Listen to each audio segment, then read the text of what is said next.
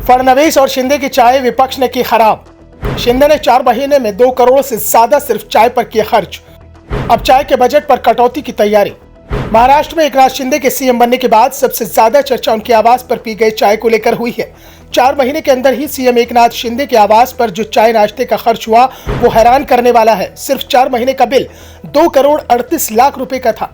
इसे लेकर विधानसभा में विपक्ष के नेता अजित पवार ने तंज कसते हुए कहा कि मैं भी उप मुख्यमंत्री था और दूसरे लोग भी मुख्यमंत्री उप मुख्यमंत्री रहे हैं, पर खाने पीने में इतना बिल कभी नहीं आया। मैं एक सवाल सीएम एकनाथ शिंदे से पूछना चाहूंगा कि क्या उनकी चाय में सोने का अर्क डाला जाता था? इसके जवाब में सीएम शिंदे ने कहा था कि मुझसे पहले उद्धव ठाकरे राज्य के सीएम थे। सीएम उद्धव ठाकरे ज्यादा लोगों से मिलते नहीं थे, सिर्फ फेसबुक लाइव करते थे। ऐसे में कभी उनसे पूछें कि वर्षा बंगले में चाय पान का खर्च कितना आया, जबकि उन्होंने तो लोगों से दूरी बना रखी थी।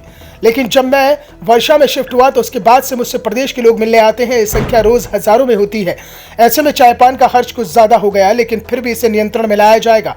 और अब एकनाथ शिंदे ने इसका टेंडर निकालने का फैसला किया है। चाय पानी का खर्चा भी फिक्स कर दिया गया है। महाराष्ट्र के मुख्यमंत्री और उप मुख्यमंत्री के निवास स्थान पर चाय पान के बजट में बड़ी कटौती की गई है।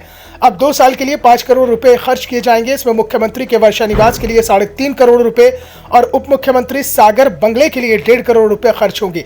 वर्षा और सागर पर आने वाले अतिथियों के लिए 73 तरह के अलग अलग व्यंजन परोसे जाएंगे, जिसमें शाकाहारी और मांसाहारी दोनों व्यंजन शामिल होंगे।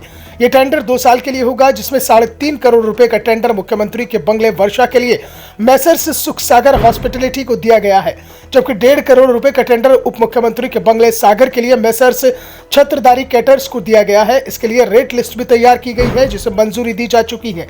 जो रेट लिस्ट तैयार की गई है उसमें कैटर्स के रेट है: पानी की बोतल 10 रुपए, चाय 18 रुपए, कॉफी 13 रुपए, दही मिसल 15 रुपए, साबूदाना बड़ा 15 रुपए, मसाला डोसा 20 रुपए, इडली 28 रुपए, पाव भाजी 22 रुपए, हाई टी 70 रुपए, वीआईपी हाई टी 100 रुपए, वेज थाली 95 रुपए, नॉनवेज थाली 98 रुपए, स्पेशल लंच बुफे 325 रुपए, स्पेशल डिनर बुफे 350 रुपए।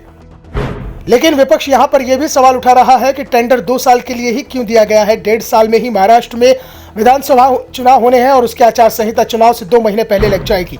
ऐसे में 2 साल की जगह 1 साल के लिए भी ठेका दिया जा सकता था। वैसे विपक्ष की ओर से दावा यहां तक किया जा रहा है कि शिंदे सरकार कार्यकाल पूरा नहीं कर पाएगी। ये सरकार महाराष्ट्र में समय से पहले ही गिर जाएगी और महाराष्ट्र में राष्ट्रपति शासन में विधानसभा चुनाव कराया जाएगा। इस साल के अंत में या फिर लोकसभा चुनाव के साथ ही महाराष्ट्र में विधानसभा चुनाव कराए जा सकते हैं। उद्धव गुट के नेता यहां तक दावा कर रहे हैं कि जिस दिन सुप्रीम कोर्ट ने शिंदे गुट के 16 विधायकों की अयोग्यता पर फैसला कर दिया, उसी दिन इस सरकार का पतन हो जाएगा। 16 विधायकों को अयोग्य करार देने के बाद केंद्र सरकार नए चुनाव का ऐलान कर सकती है। विधानसभा को भंग किया जा सकता है और चुनाव को देखते हुए महाविकास अघाड़ी गठबंधन ने तैयारी भी शुरू कर दी है। तो दूसरी ओर शिंदे पूरी तरह से बेफिक्री में दिखाई दे रहे हैं। वो साफ कह चुके हैं कि उनकी सरकार अपना कार्यकाल पूरा करेगी। लोकसभा और विधानसभा दोनों ही चुनाव एनडीए में रहकर लड़ेगी। महाराष्ट्र में बीजेपी के साथ गठबंधन तय माना जा रहा है।